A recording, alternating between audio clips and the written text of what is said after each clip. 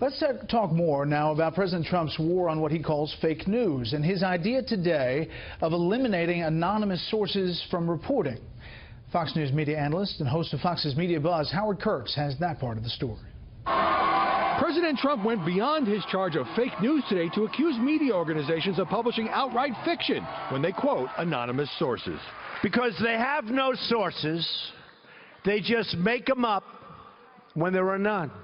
I saw one story recently where they said 9 people have confirmed. There are no 9 people. I don't believe there was 1 or 2 people. They shouldn't be allowed to use sources unless they use somebody's name. The president is referring to a Washington Post story on Mike Flynn's pre-inauguration contacts with the Russian ambassador and the false account he gave to Vice President Pence. But as Post editor Marty Barron said today, that story was later confirmed by the administration and led Mr. Trump to fire his national security advisor. Follow the money. What do you mean? Where? Oh, I can't tell you that.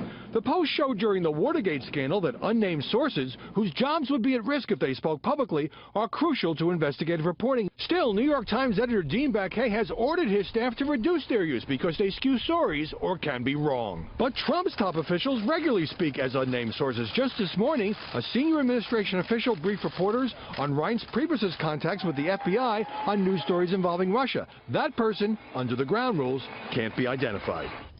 The president also claimed the media argue that his administration can't criticize their dishonest coverage because of the First Amendment.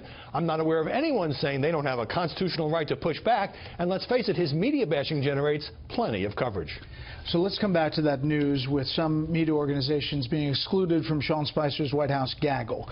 What do you make of all this? It's a pretty strong brushback pitch, Brett, especially since some conservative journalists were allowed in. CNN called this unacceptable and a retaliation for reporting facts the administration doesn't like. Fox News is joining the 5-network pool complaint about this gaggle. Now, I should point out that Spicer regularly calls on outlets like CNN and The Times, and the president took a couple of questions from CNN at his recent press conference. Every administration holds selective briefings for favorite outlets, but because this was a pool event, it does feel like a troubling slap at news organizations whose coverage has upset the president. And we should point out, because it was a pool event, they got access to the material, but it's about which organizations were allowed in and which weren't. Well, the information was made public, so nobody was shortchanged, but of course every news organization wants to be able to ask a question. Those excluded organizations didn't have that opportunity. And access is what is key when it comes to covering the White House. Howard, thanks.